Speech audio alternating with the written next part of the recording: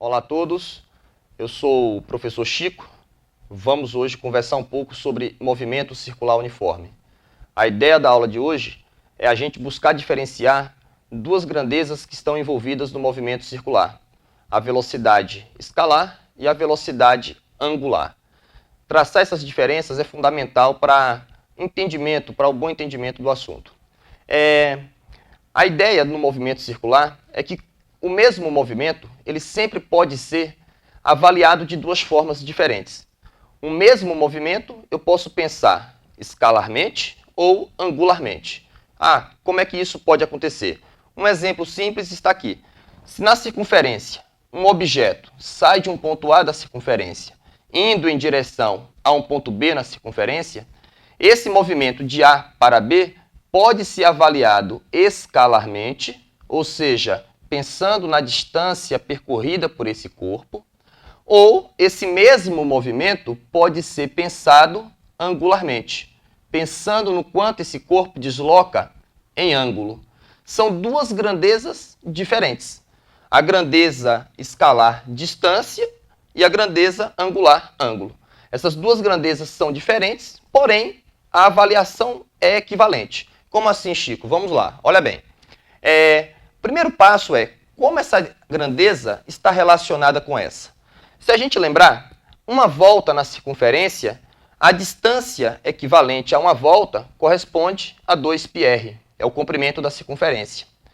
Em ângulo, uma volta na circunferência, eu desloco 360 graus, que equivale a 2π radianos. Ou seja, uma distância de 2πr corresponde a um deslocamento em ângulo de 2π radianos, que são 360 graus.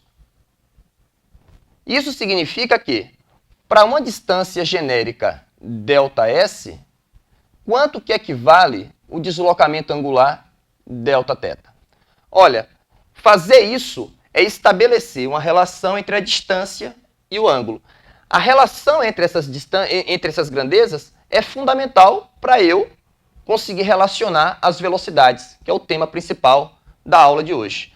Olha, fazendo regra de 3 simples, eu consigo escrever que ΔS vezes 2π é igual a 2πr vezes Δθ. Observe que 2π vai embora com 2π. Isso significa que a distância percorrida corresponde ao ângulo vezes o raio. O que é que nós acabamos de fazer? Nós relacionamos o quanto que uma distância percorrida na circunferência está relacionada com o ângulo correspondente. Essa distância está relacionada com esse ângulo. Mas qual é o nosso objetivo hoje? É relacionar as velocidades. E como é que a gente relaciona as velocidades? Observem bem que, se você pega esse lado da expressão, divide pelo tempo ΔT. Pegue o outro lado da expressão, divida pelo tempo ΔT.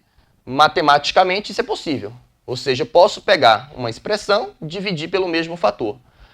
Essa grandeza que aqui aparece, distância dividido por tempo, é a conhecida velocidade escalar.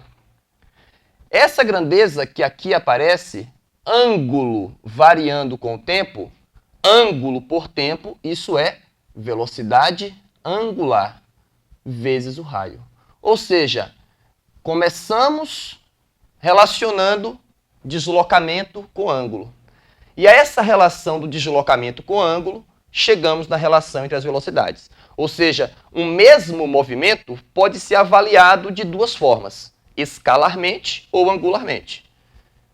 De tal forma que estabelecer a relação entre as velocidades é preciso, primeiramente, estabelecer a relação entre os deslocamentos. Então, no movimento circular, o mesmo movimento pode ser pensado escalarmente ou angularmente. Da mesma forma que deslocamento está relacionado, a velocidade também está relacionada. Esta foi a nossa aula de hoje. Muito obrigado a todos.